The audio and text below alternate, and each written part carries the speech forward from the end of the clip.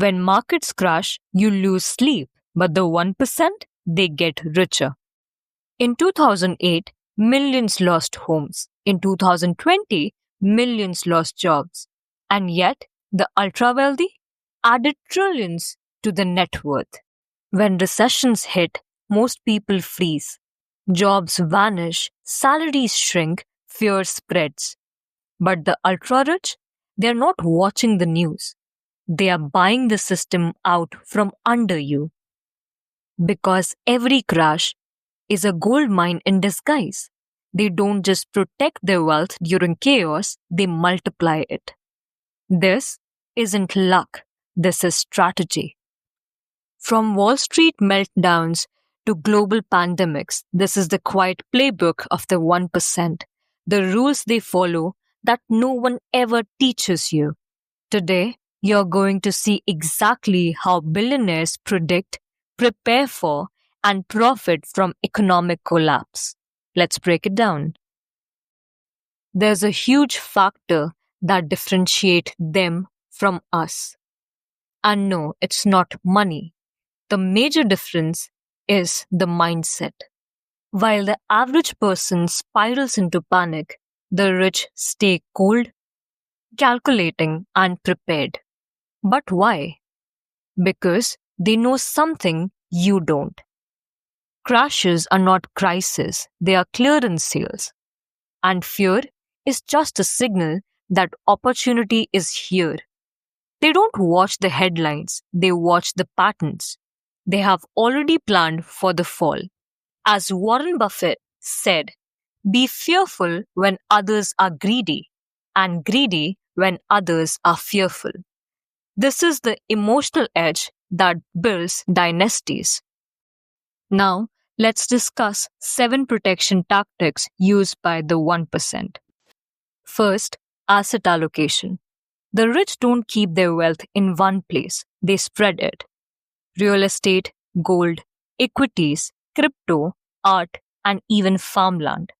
This is called the barbell strategy, where one side is ultra safe and the other has high risk and high return, due to which, no matter what hits, something survives and something thrives. Second, cash is power, but temporarily. The 1% keep cash ready, not forever, but for moments like this. When blood is in the streets, that is when they buy. Panic creates discounts, but they buy what you are forced to sell. Third, offshore accounts and tax havens. The rich don't just think globally, they bank globally.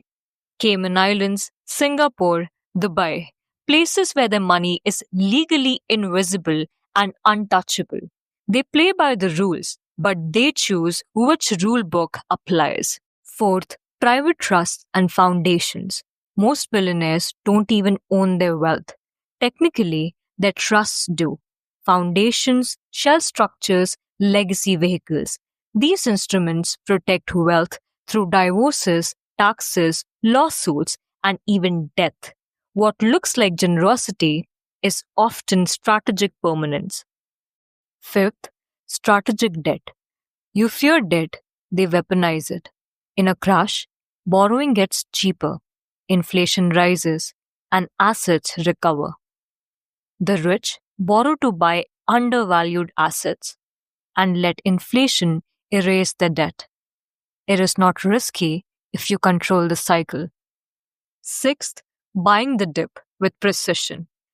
Retail sells from fear, the rich buy from calculation. They acquire stocks, companies, even entire industries at a discount.